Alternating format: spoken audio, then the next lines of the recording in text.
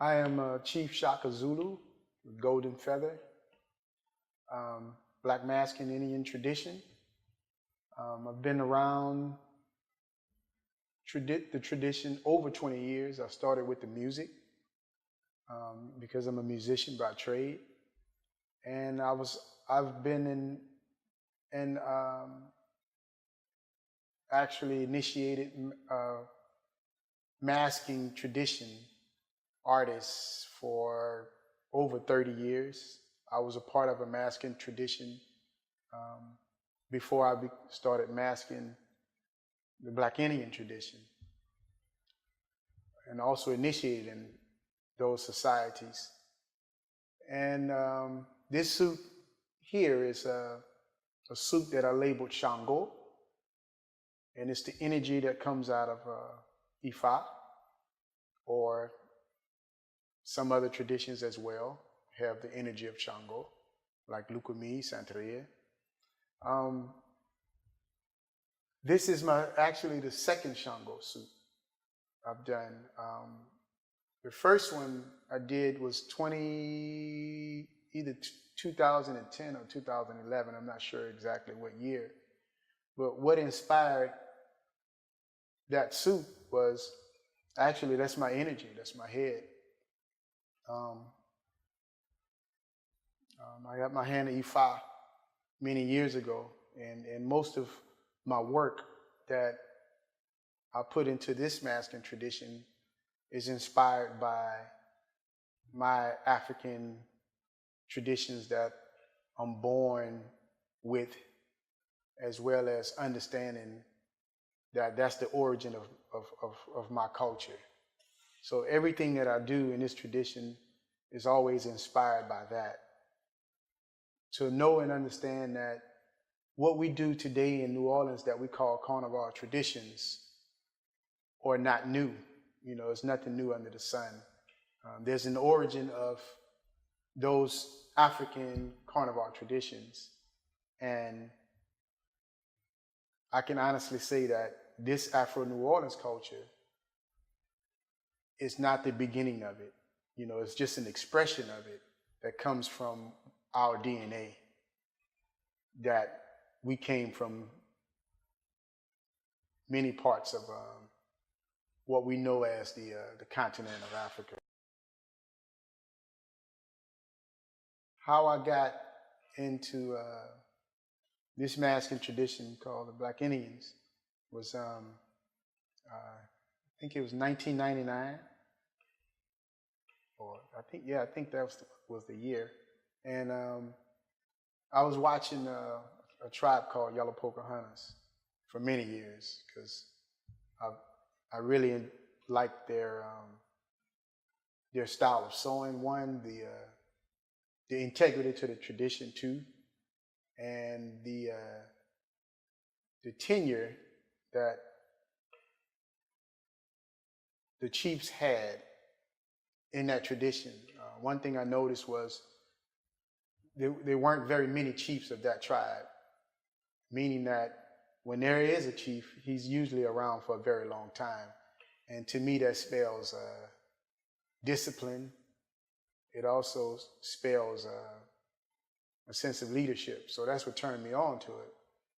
And at that time, Daryl Montana was the chief.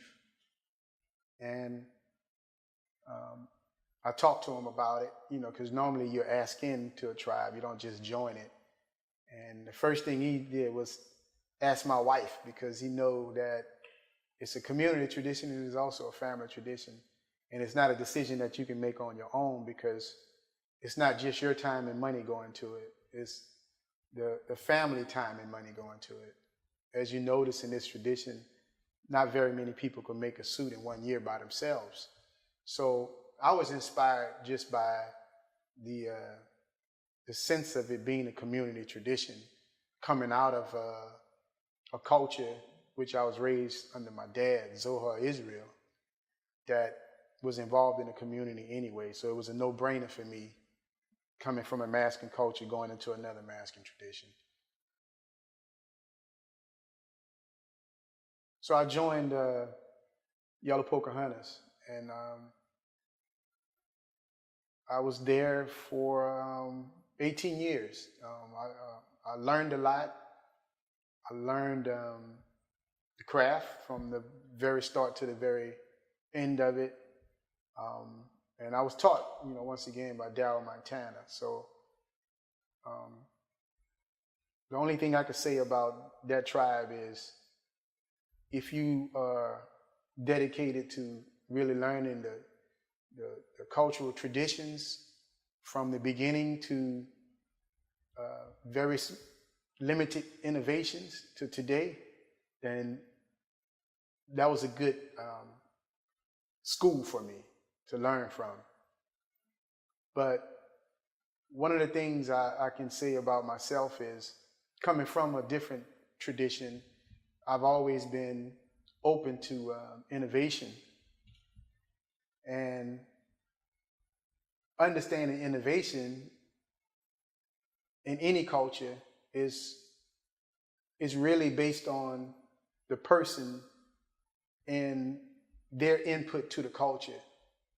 Because I realized that some people has to keep the tradition exactly the way it was, and I just wasn't that person.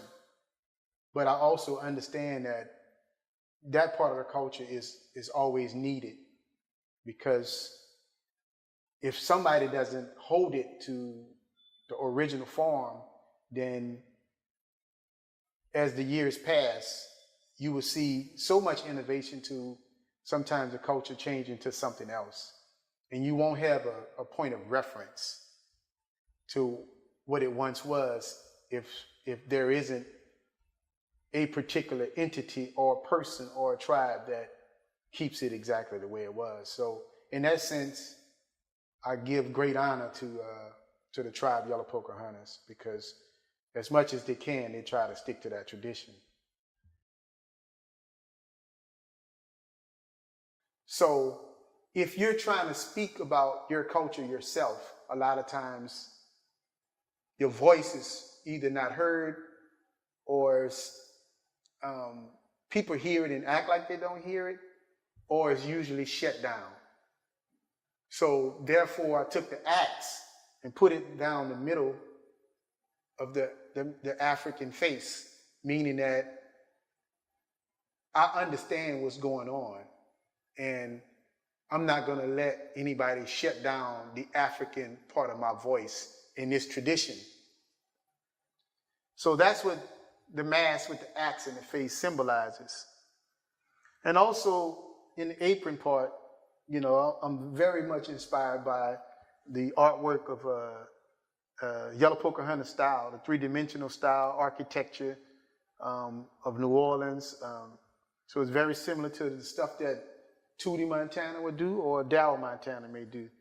So even though there's that African innovation into this culture, I still remain true to the architecture style of the downtown style of sewing. So that's what the apron represents. And the crown, I actually wanted a mask on, but I just didn't finish, because you never finish a suit. What you see is the edited version of what it is that you had in your head to do the suit. And you see the lightning bolts, because once again, it's thunder and lightning. Is a representation of Shango. I have some in the crown as well. I don't know where it is. I think some of the pieces may have hit it, the lightning bolts. So you have many different things going on in this suit. It's a very heavy suit. It's definitely over 100-pound suit. I've made bigger suits, but I don't think I've made heavier suits than this one. And this actually is my first suit that I came out with that I really had something to prove. Normally I just make suits of the theme. There's always something African in it, but this year, I think, was the year that I felt like I had to make a statement, because I really feel that this tradition is under attack in this city. And what I mean by under attack is, at some point, we have to be the presenters of our culture. It's an oral tradition, and the danger in oral traditions is, if you don't document, people may document for you, and that documentation doesn't have to be accurate. And I was always taught that in the land of the blind, the one-eyed man is king. So if you can keep us or this culture at a performance level and not at a level where you can become the presenters of your culture, then your voice won't be heard.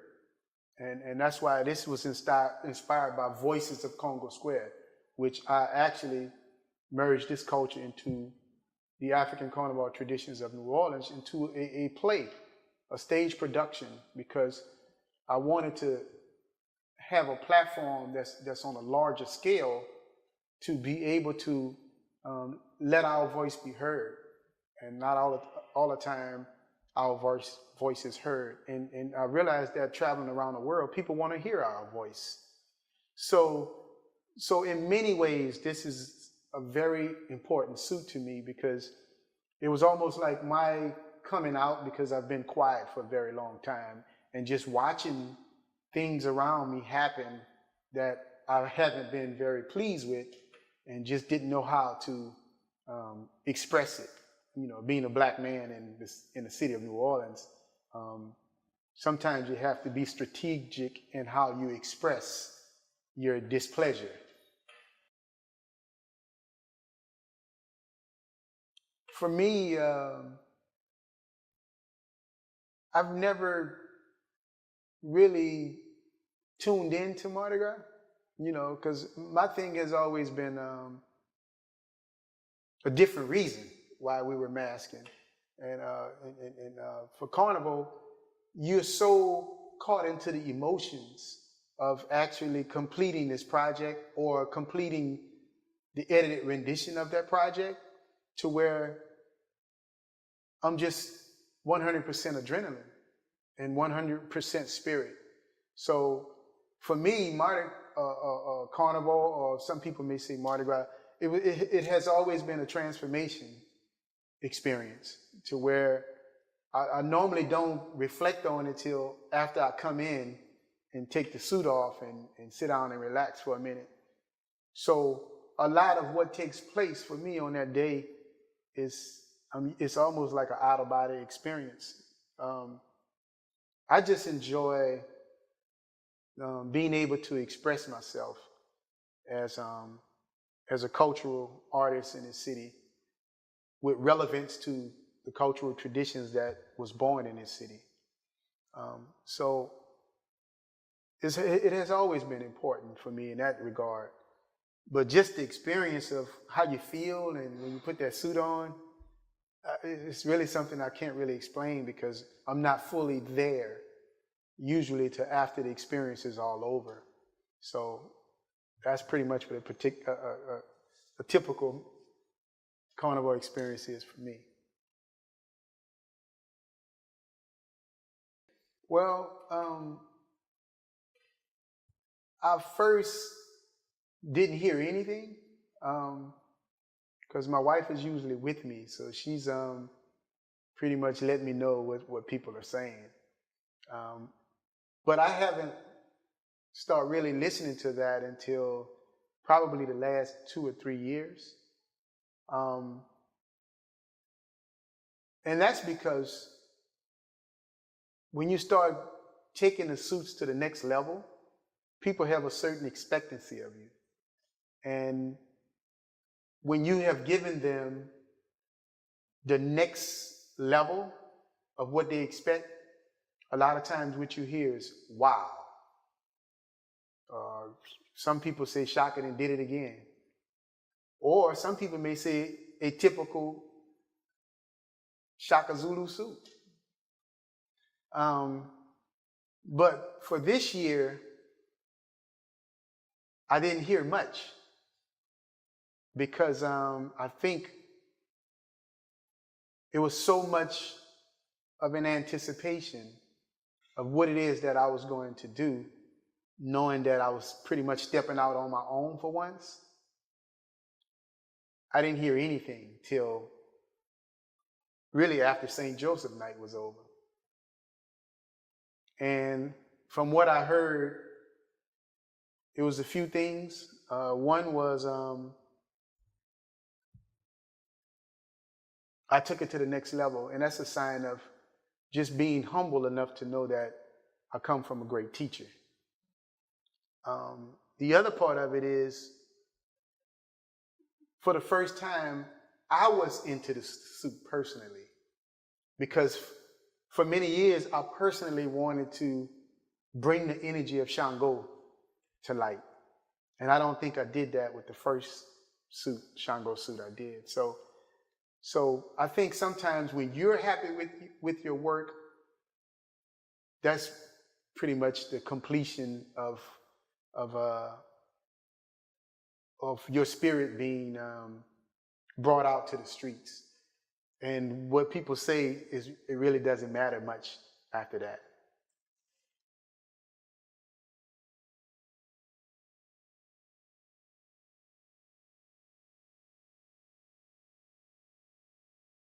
I think what I'm learning about the problems of New Orleans in terms of black folk in New Orleans, many of them don't know that they're wearing problems that they didn't create. And the origins of these problems have been known for many years. It's just that the camouflage of how these problems came about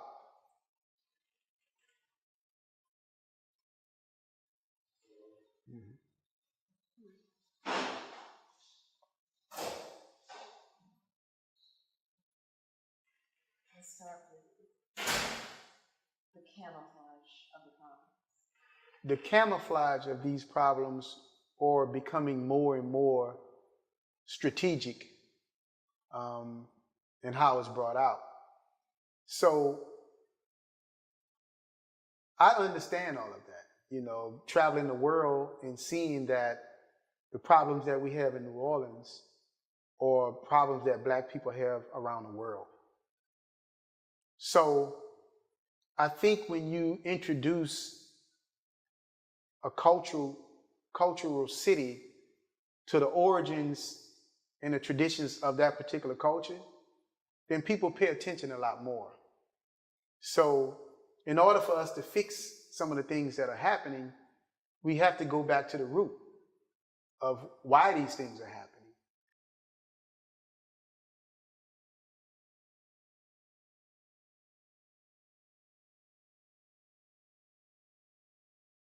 And most of them are happening because we allow a people or entity to remove us from our cultural beginnings.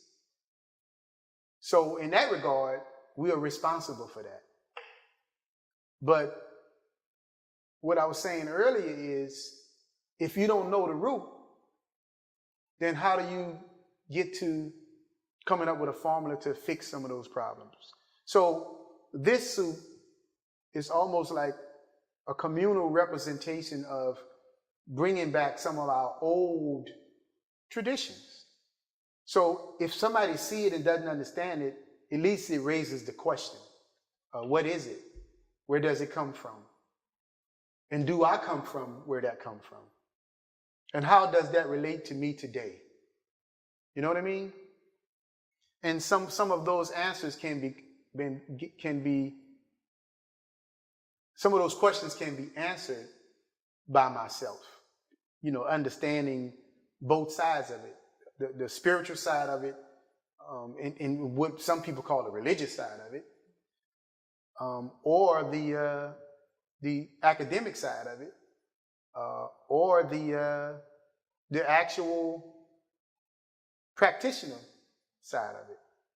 So I think these type of suits are very important to the longevity of these African carnival traditions in New Orleans. Because for some reason, that generation that are coming up now believe that carnival is a New Orleans thing, or Mardi Gras is a New Orleans thing. And you know, you can go back many, many years and you'll find similarities of a culture that's probably 1,000 years older than New Orleans. So we're just that one piece to this puzzle. But I think we have to start really searching for projects like this one here, and searching for people who are actually bringing this presence into these Carnival New Orleans traditions, where people can actually start having answers to some of the problems that they don't know the origin of.